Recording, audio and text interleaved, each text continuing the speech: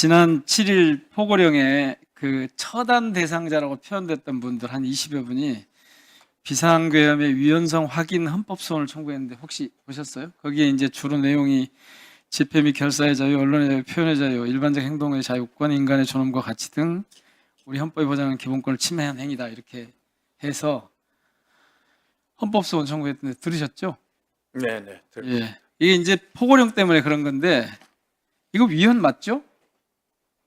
그 제가 어떻게 판단을 할까요? 예. 아유, 참 어렵습니다. 아, 참. 너무 피하시네, 피하셔도.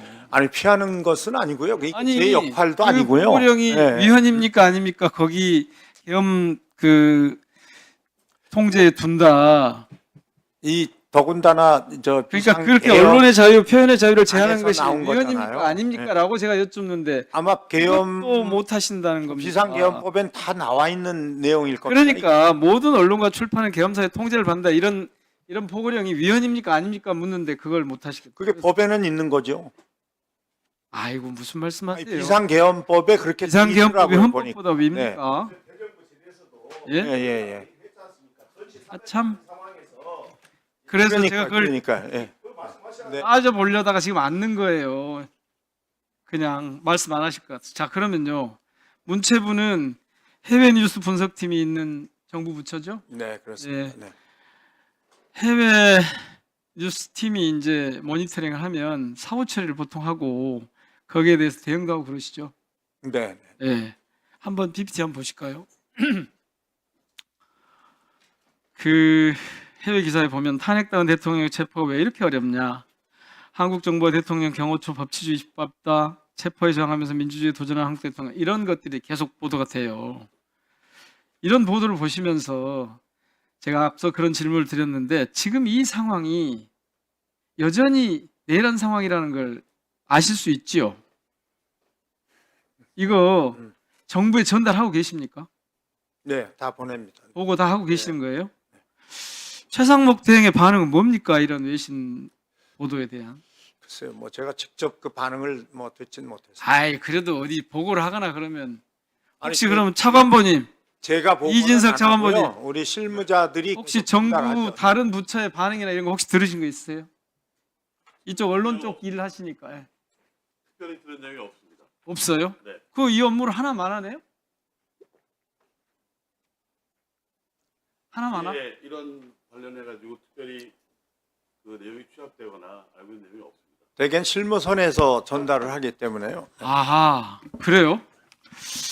그런데요. 늘 보내죠. 그러니까 서로 다 보내. 그런데 그러면 왜 12.3 쿠데타 이후에 해외 언론에다가 서신을 하나 보내셨더라고요. 전 세계 언론인 및 서울 상주 외신 기하 해가지고 보내셨죠? 관광. 그거는 알고 계시죠? 네네.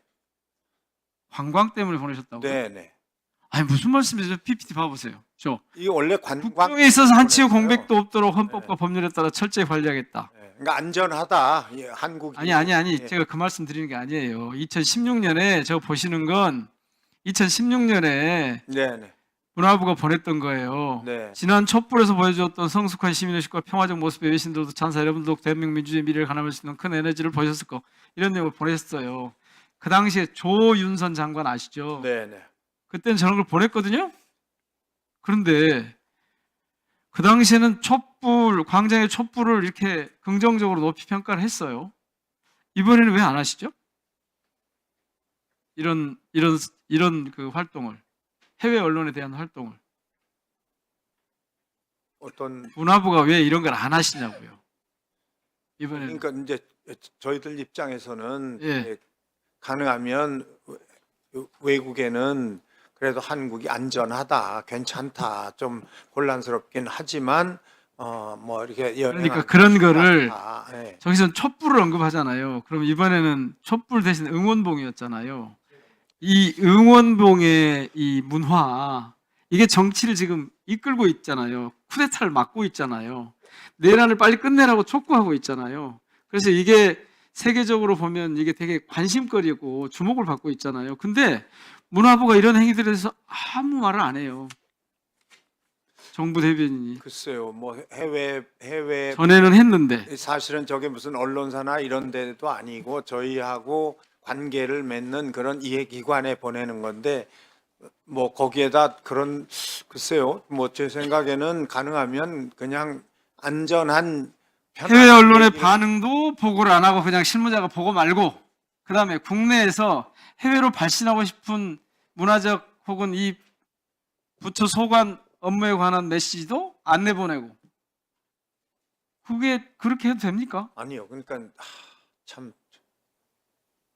뭐 이게 근본적으로 아니 그런 그 이게 근본적으로 얘기를 그래서 써서 여쭤볼게요. 자, 외국에까지 보내는 지금 원래 윤석열 당시 대통령이 장관을 맡아달라 그랬을 때 나는 이 정보 코드를 맞춰서 일할 수 있겠다 싶어서 하셨을 거 아니에요. 그렇죠? 뭐 물론 예. 예, 물론 그랬겠죠. 네.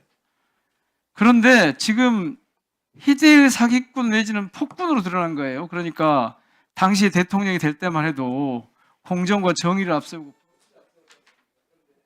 완전히 이게 전혀 겉으로 드러난 것과 다르다는 걸 알게 됐어요. 이미 장관님도 금방 보면 아시잖아요.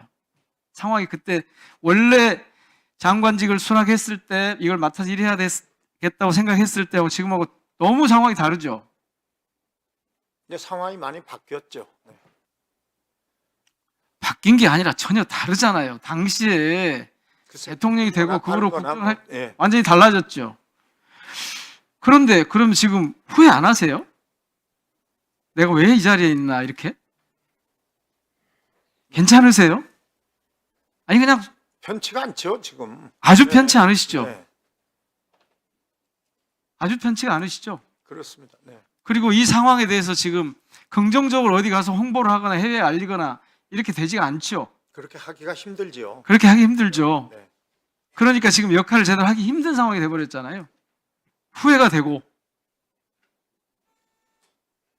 빨리 관두시라는 얘기잖아요. 아니 지금 현실 인식을 어떻게 하시느냐 아니 그걸 어차피 여쭤- 저한테도 남은 시간이 많지 않다고 생각을 하지만 아니, 당연하죠 그거야. 네, 이 현재로서는 정권이 오래 가진 않을 건데. 글쎄, 현재로서는 예. 뭐 그게 최대한 국정에 방해가 되지 않은 그 시점까지는 정리를 하고 그렇게 뭐 돼야 되겠. 지금 당초하고 너무 달라져서 아까 변했다고 그러시는데 너무 바뀌어서 곤혹스럽고 당황스럽고 후회스럽고 그러신 거잖아요 지금. 그래서 어디다 대고 지금 정부 대변인인데도 말을 하실 수가 없는 상황이잖아요. 뭐 어쨌든 그러나 이 그래서 제가 몇 가지만 말씀 얼른 드릴게요. 그 청와대 리모델링 사업 지난번에 분명히 원형 보존에 가깝도록 고치지 않겠다, 크게 손대지 않겠다 그러셨는데 공무원 설계 지침서 거기 보면 크게 바뀌었어요.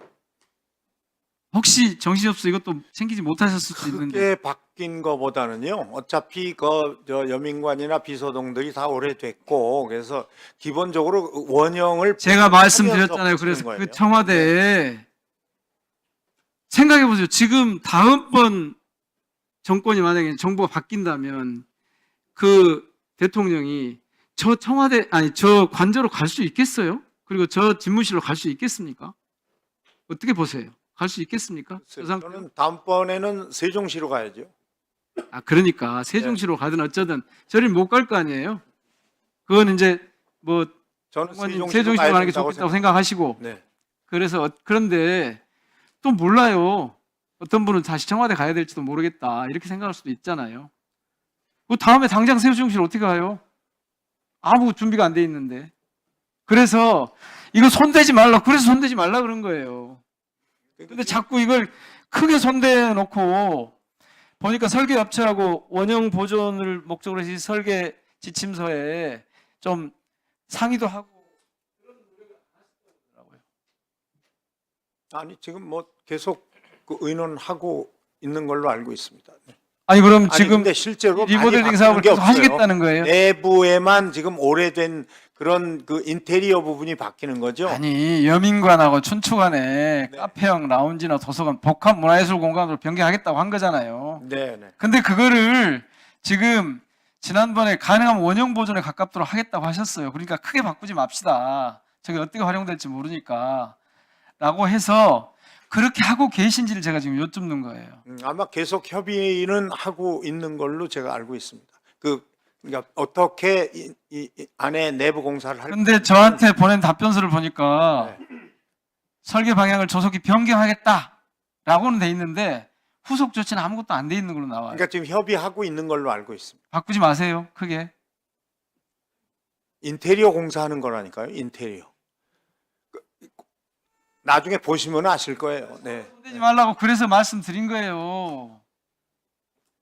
당장 누가 지금 저 지금 집무실 공간으로 누가 들어가겠어요?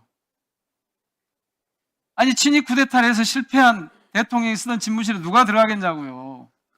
안 들어가죠. 그러면 바로 몇 달 안 남았는데 몇 달 이내에 그런 변화가 있을 텐데 그때 세종으로 갈 수가 없잖아요, 지금은. 그럼 어떻게 되겠어요?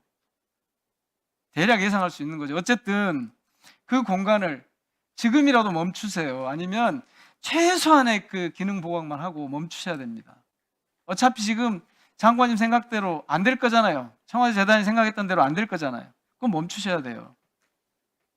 오늘 멈추겠다고 하세요. 글쎄 뭐 그럼 아니 계속 하시려고 그 사업을 다손 놓고 있어야 앞으로 몇 되잖아요. 아니, 모든 그런 일은 손 놓으셔도 돼요. 왜 지금 그거 하려고 그러세요? 그러니까 뭐 이런 부분은 우리 의원님하고 잘 협의를 해서 원하시는 만큼 하도록 그렇게 하겠습니다. 그러시고요. 네. 그다음에 그 광주 아시아문화전당 그 도청 복원 사업 네. 불났잖아요. 네. 그 관리 잘 하셔야 됩니다. 올해 10월까지 아마- 끝낼 수 있습니까? 네. 그 예정대로 아마 올 9월이면 다 이제 복원은 될 거고요. 이상 없이 마무리됩니까? 네, 다행히 뭐 그게 그 산소 용접하다가 불꽃이 튀어서 아마 이런 실수를 한 것 같은데 20분 만에 바로 그 진화. 관리 잘해야 됩니다. 그다음에 대한축구협회 네, 회장 선거 지금 중단돼 있죠. 네 그렇습니다. 그 이유가 뭔지 아시죠? 네, 여기 선거 운영위원회 자격을 면밀하게 체육국장님 계세요? 차관님, 이 차관님, 이거 면밀하게 들여다봐 주세요. 예, 알겠습니다. 보니까 무자격자가 실제 알려진 것보다 훨씬 많아요. 그러니 뭐 선거 관리가 제대로 되겠습니까? 네, 네, 챙겨주십시오. 네. 자, 그러면 지금부터 잠시만 주목해 주시기 바랍니다. 제가 구독자분들을 위해서 선물 하나를 준비했는데요. 제가 항상 여러분들께 드리는 말씀이 있습니다. 뉴스만 평소에 잘 챙겨보셔도 돈이 되고 돈을 벌 수 있다라고 말씀을 드렸는데요. 여러분들은 여기 보시는 삼성전자 뉴스를 보고 어떤 생각이 드세요? 아니면 정치인들의 뉴스, 날씨 뉴스를 보고는 어떤 생각이 드시나요? 그냥 뉴스만 보고 끝내는지 아니면 이 뉴스를 어떻게 이용할 수 있는지 이 부분을 고민하고 계시는지를 되물어보고 싶습니다. 그 이유가 뭐냐 하면 제가 지난번에 여러분들께 뭐라고 말씀을 드렸었죠? 지금은 반도체 섹터를 눈여겨보셔야 한다고 말씀드렸습니다. 그리고 나서 이런 썸네일들 뉴스를 통해서 많이 보셨을 겁니다. 반도체 내용이 이슈가 됐을 때 부자들은 어떻게 생각한다? 반도체 관련주들은 뭐가 있는지, 어떤 종목이 가장 좋은지, 어디에 투자해야 돈이 몰리는지 자연스럽게 생각한다고 제가 말씀을 드렸죠. 그 이유가 뭐냐 하면 부자들이 봤을 때는 이슈가 곧 돈으로 이어지고 그 이슈가 나에게 돈을 벌어준다는 경험적 확신이 있기 때문에 부자들은 항상 이런 사회적 이슈를 관심 있게 챙겨본다고 제가 말씀을 드렸습니다. 이번에도 마찬가지인데요. 제가 지난번에 시청자분들과 함께하는 주식으로 수익 내기 이벤트를 진행했었죠. 당연히 100% 무료로 진행을 했었고요. 여기 보시면 아시겠지만 제가 지난번에도 구독이라고 보내주신 모든 시청자분들께 반도체 관련주 중에 가장 크게 급등할 딱 한 종목, 많은 종목도 아니라 한미반도체 한 종목을 여러분들께 추천드렸어요. 그러면서 여기 나와 있는 대로 정확히 얼마에 매수해야 하는지, 그리고 수익률이 어느 정도 나왔을 때 팔아야 하는지를 이런 부분들까지 여러분들에게 정확히 알려드렸었는데 지금 실제로 어떻게 되었다? 오른쪽을 보시면 아시겠지만 제가 지난번 문자 발송으로 이 한미반도체를 소개해드리고 나서 실제로 이렇게 5배 이상 어마무시한 상승이 나왔습니다. 100만 원만 투자를 했어도 무려 500만 원이 넘는 수익금이 생긴 거죠. 그래서 당시에도 굉장히 많은 분들이 제가 드린 이 한미반도체로 수익을 내실 수가 있으셨을 텐데요. 다시 한번 축하드린다고 말씀을 드리겠고 이번에도 마찬가지입니다. 앞으로도 2024년, 2025년 계속해서 기대해볼 섹터는 AI입니다. 그 중에서도 AI 반도체는 그 누구도 부정할 수 없는 미래 성장 산업입니다. 그러면 우리가 어떻게 생각해 볼 수 있을까요? AI 반도체 종목 중에 앞으로 크게 대장 역할을 하면서 10배 이상 급등할 수 있는 텐베고 종목을 지금부터 열심히 추적해야 한다는 겁니다. 큰 돈을 투자하지 않더라도 월급의 일부분 아주 소액이라도 이 종목을 모아가야 수백 %의 수익률을 손에 쥘 수 있는 것이죠. 지금 여러분이 보고 계시는 이 유튜브 또한 AI 반도체와 아주 밀접한 연관이 있고 반도체야말로 대한민국의 핵심 산업으로 앞으로 더더욱 시장은 성장할 수밖에 없습니다. 그렇기 때문에 제가 이번에도 뭘 보내드리고 있냐면 지난번과 똑같이 구독이라는 문자를 보내주시면 제가 AI 반도체 관련주 중에 앞으로 대장주 역할을 하면서 주가가 가장 크게 급등할 한 종목을 여러분들께 문자 발송으로 종목명과 사고 파는 시점을 모두 알려드릴 건데요. 그 문자를 받고 여러분들이 주식으로 돈 버는 연습을 한번 해보셨으면 좋겠고요. 혹시라도 나는 주식을 하지 않는다 하시는 분들은 주변에 주식하시는 지인분들에게 말씀을 해주셔도 되고요. 아니면 연세가 있으셔서 투자가 어렵다 하시는 분들은 이 종목을 자녀분들에게 한번 사봐라. 이걸로 한번 수익을 내봐라. 이렇게 조언을 해주실 수도 있는 거겠죠. 그래서 지금 이 영상을 보시는 시청자분들 중에 나도 이번 종목이 좀 궁금하다 하시는 분들은요. 누구나 상관없이 그리고 어느 시간대나 상관없이 부담없이 010-2514-5930번으로 구독이라는 문자 보내주시면 제가 이번에도 똑같이 무료 추천 급등주 문자를 보내드리겠습니다. 이해되시겠죠? 제 번호 010-2514-5930번으로 구독이라는 문자 보내주시면 여러분들이 직접 이슈를 통해서 돈 버는 연습을 해보실 수가 있는 거고 제가 돈을 받는 것도 아니고 투자를 대신해 드리는 것도 아니기 때문에 부담 없이 신청해 주시면 되는 겁니다. 그리고 수익이 나면 저는 다른 것은 하나도 바라지 않습니다.